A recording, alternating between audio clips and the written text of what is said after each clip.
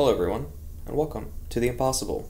I am your co-host, Austin, and yet another example of Divide and Conquer.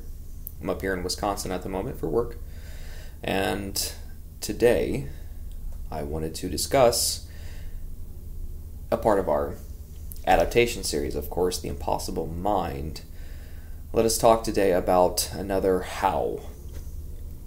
So in previous, we have discussed the sort of structure of goals, what goals are, what we can do with them, and how we can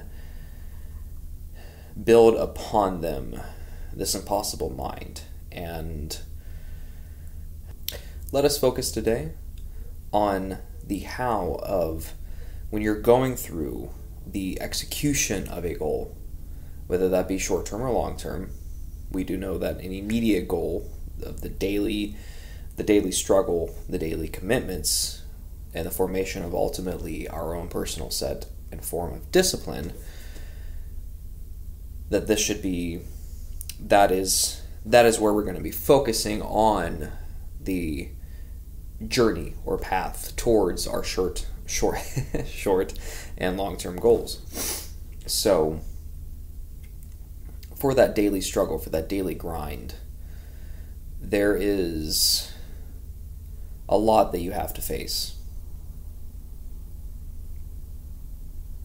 There's a lot that you're going to have to face, and it is best that in the beginning, when you first implement the goals and you're starting off in the journey that is achieving and accomplishing ultimately your goals, but becoming an impossible you need to be accepting of the fact that not every day is going to be sunshine and roses. Sunny out today. And I got to spend some time out in the sun, so that was fun. Not really, it was a bit warm, but all is well. We survived.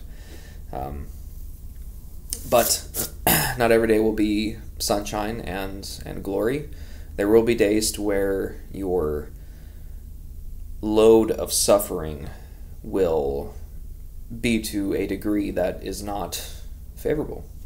As we discussed before, there will be days with unfavorable winds, but I promise you that they will look to be favorable at the end.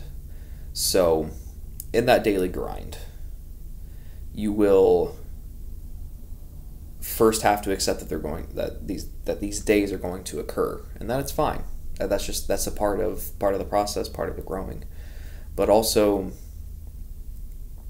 that there really is a true beauty to that suffering. So, for example, one day I had found myself in a bit of a predicament. When I was first going through treatment, the months of March and April, and the beginning of May of 2022, I was doing fairly well. I was training with our fearless leader, Matt, and others of Team Impossible there for that time, and reading a lot, just overall excited about life, albeit what I was going through at that time. And when I had found out, and it was actually a phone call that I had from Matt, I remember this moment vividly.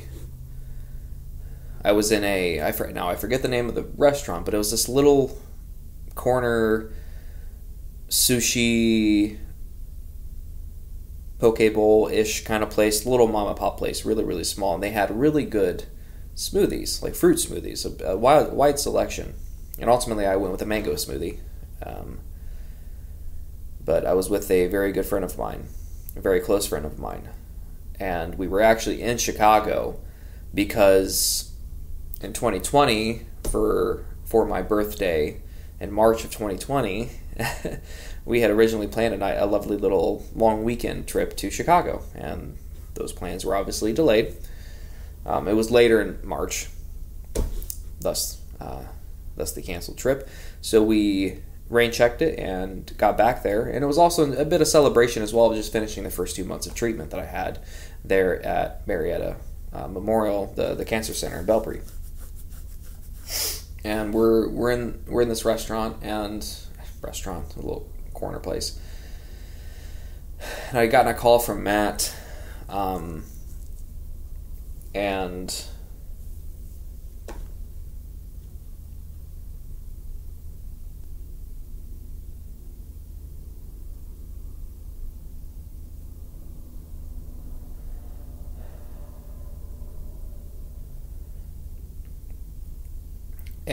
he had to explain to me how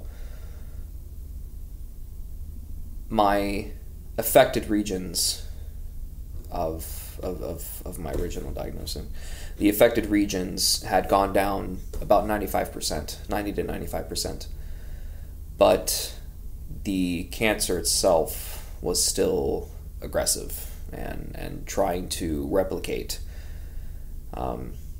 At that point, what seemed to be a rapid rate, but I learned that in a relapse, it gets even more aggressive, even more upset.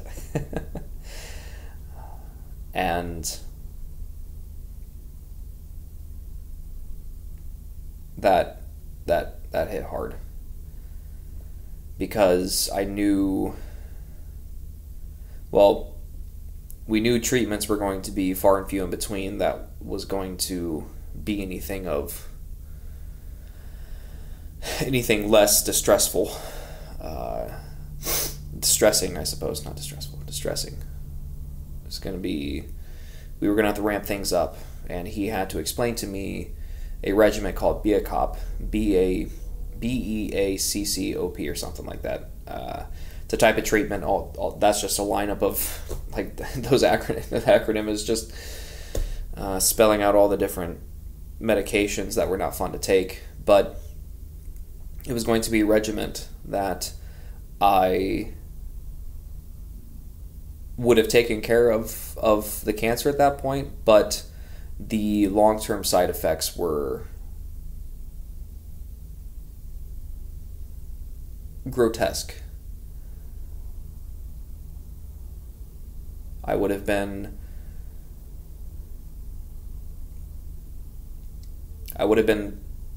possibly somewhat most likely susceptible to other types of cancer down the road.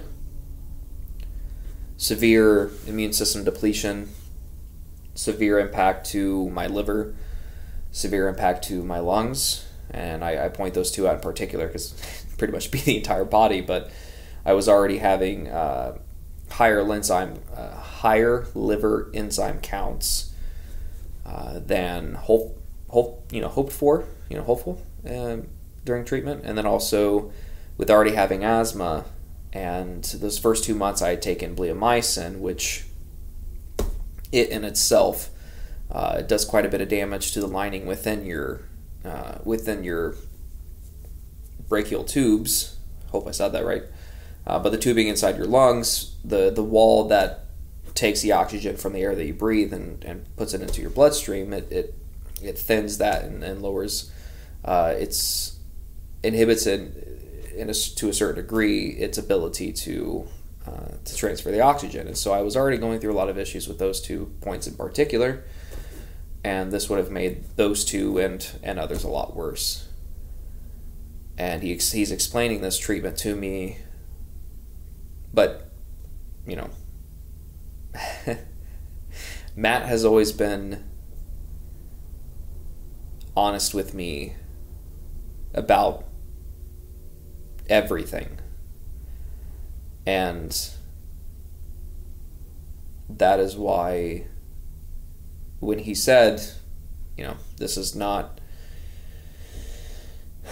going to be fun, this is not going to feel good, but at the moment this is the route that you'll have to take, but of course we will, I'll have discussion with my oncologist at that point, and which would be, the next week, I believe, was when the appointment was set.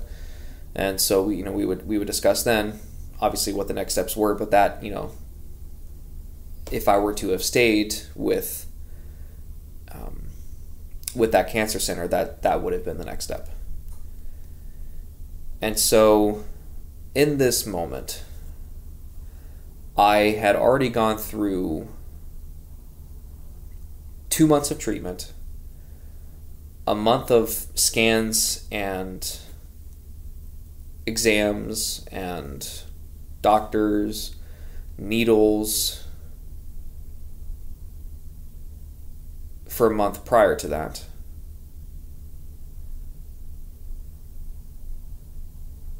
I had to sit in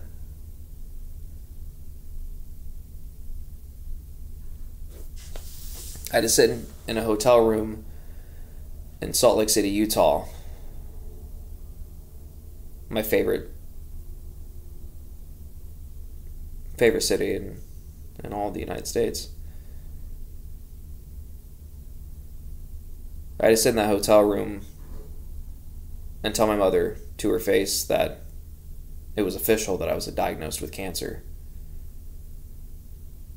My body, for 12 months, 14 months, 10 months, prior to all of that, had to deal with a cancer forming in my body that it couldn't keep up with and take care of, that I had no idea about.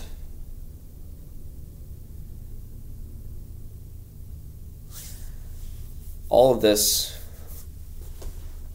culminated into this moment of realizing that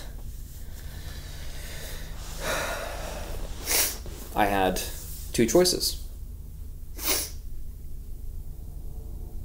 Either I succumb to the pressure, which to a degree would have been fine. And I would say, in a very minute sense, I did. But ultimately, I knew that the fight would go on, and how I was going to take day by day would be determined in that moment. And knowing that I had Matt and I had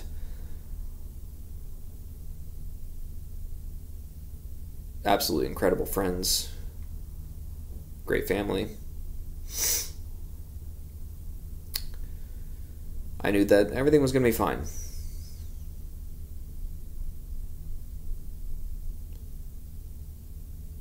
Though it didn't seem like it at the time. I knew that everything was going to be fine. And so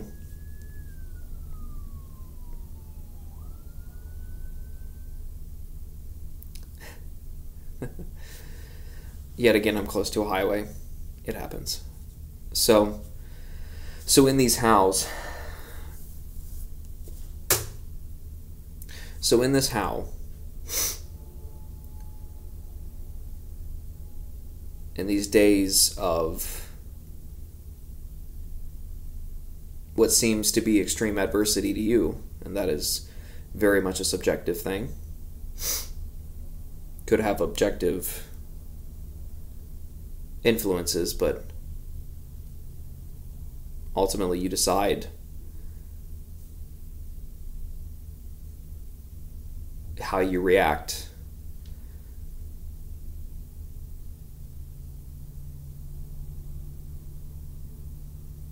to these seemingly unnecessary transgressions committed upon you.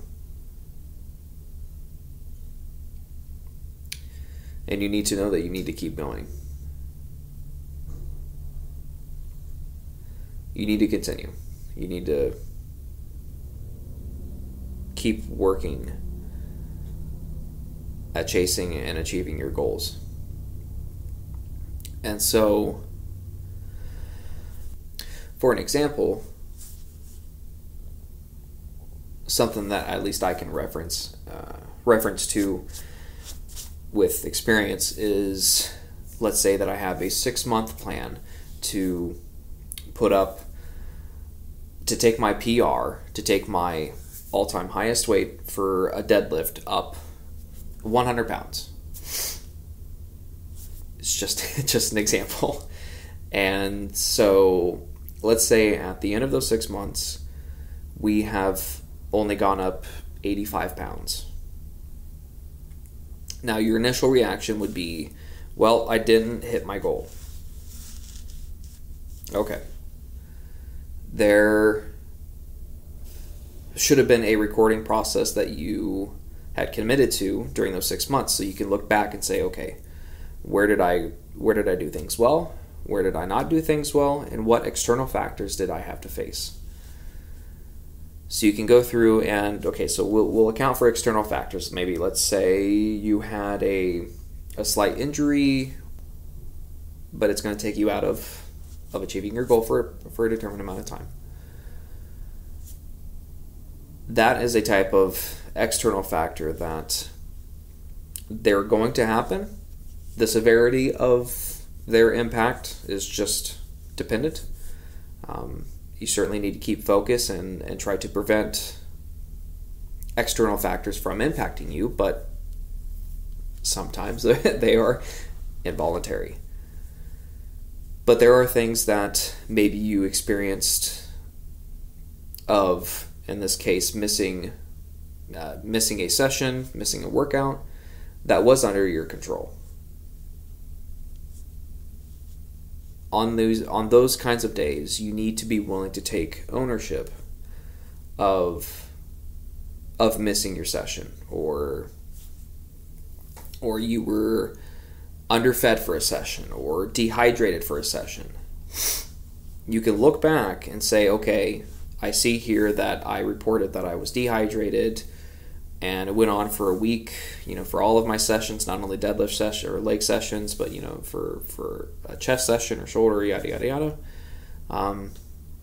You need to be willing to look back upon those, seeing that they were unfavorable for you at the moment, but they were favorable at the end and in your review, because one, you can learn from them. Two, you can take responsibility for them. You have to be self-accountable, as we've talked about before. You need to be willing to take ownership upon those factors that were not external. They were under your control, and you reacted poorly. You managed your preparations in a poor manner, and that's fine. It may happen, and that's something that you can learn from, and that's the great thing about these adaptations, about making goals that are absolutely out of this world to you at the moment, but when you achieve them, it just feels phenomenal. And if you have some unfavorable times, you'll look back upon those, learn from them, and ultimately grow from those, because it's not going to go smoothly. Not going to go smoothly, but it will if you just do it with a smile. And then the greatest thing about this impossible mind that we're building here is that what we build with the immediate goal, the daily discipline, the form of discipline that we procure for ourselves, this is something that carries on for as long as you're willing to do so.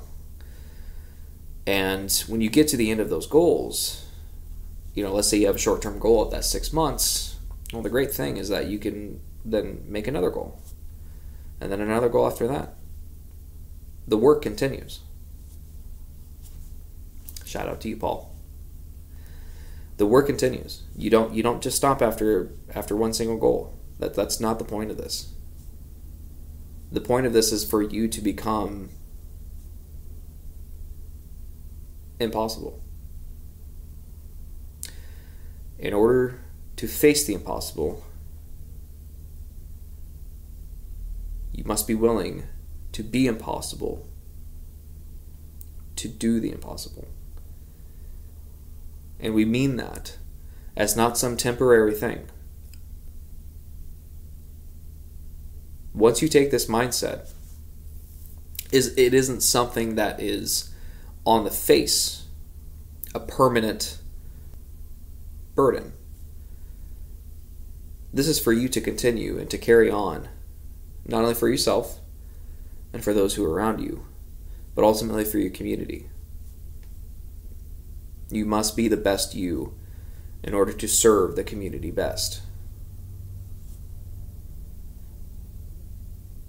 This is not some one-year project. This is a commitment for life. And I'm not saying that that's mandatory, but what I'm saying is that once you start, you're not going to want to stop.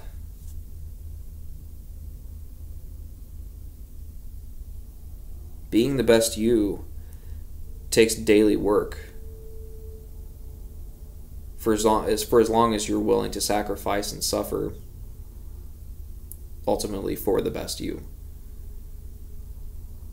And you'll find that to be an absolutely exhilarating journey.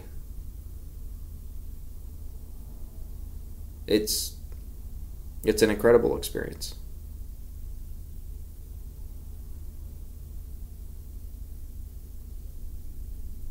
The adversity that I faced is something that I only myself know to the best of how it could be understood and known.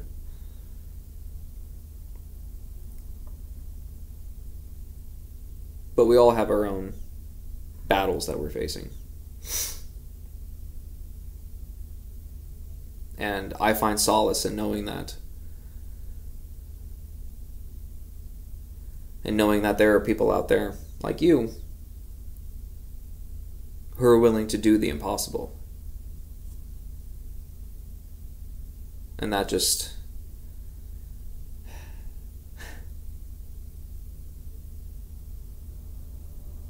makes my day.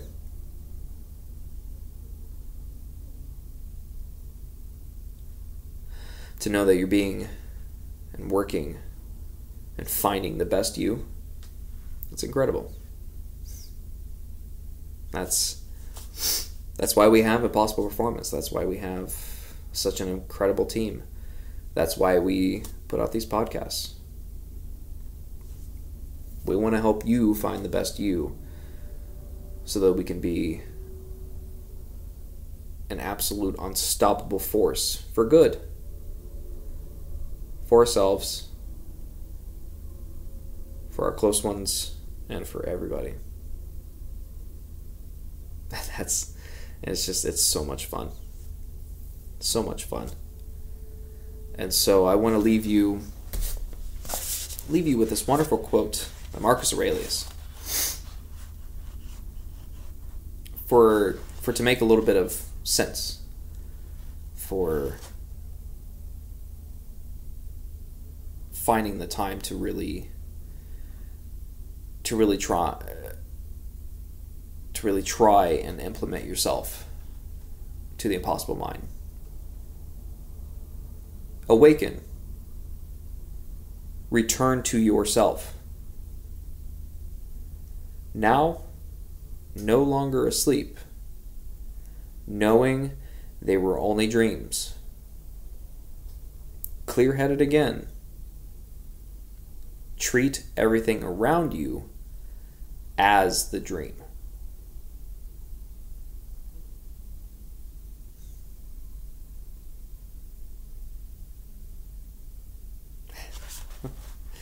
Love it.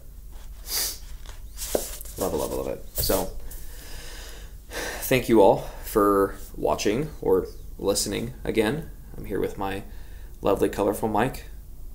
It's incredible. I love traveling with this thing. Wonderful. So, yeah. Thank you again. And be on the lookout for some upcoming events here. We have the powerlifting meet at Monsters here August 24th. Matt, myself, and others with Team Impossible will be performing. come on out if you can. It's at Mount Monsters Bend Barbowl there on 7th. And then we have some races coming up as well. So I have that half marathon for Cedar City, Utah on September 7th. It's going to be fantastic. We'll talk more about it before that performance, hopefully, either next week or the week following. And we are now under 2 months from the 2024 Nationwide Children's Hospital Columbus Marathon. The clock is ticking. But I'm so excited for this. It's going to be a brilliant time. It will be. I'm excited to see what Austin comes out at the end of that race. I truly am.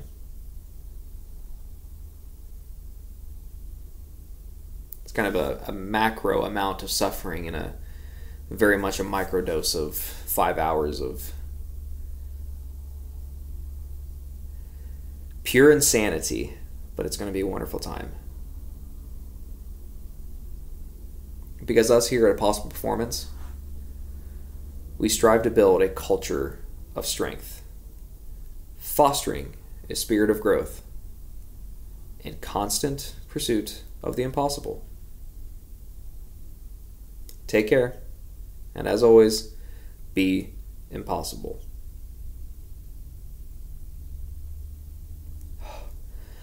Now it's time to go eat.